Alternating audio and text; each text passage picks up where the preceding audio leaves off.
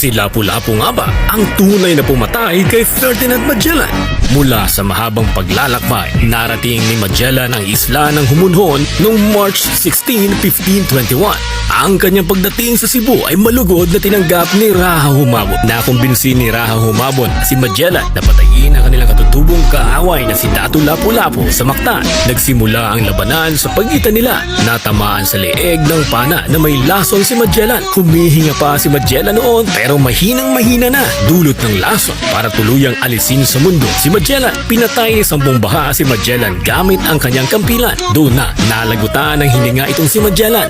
Ang karangalan ay kay Lapu-Lapu ibinigay dahil siya ang leader ng magiting niyang mga mandirigma. Pero sa realidad, ang tumapo sa buhay ni Magellan ay si Sampung Baha. Pero para kay Sampung Baha, ang karangalang ibinigay kay Lapu-Lapu ay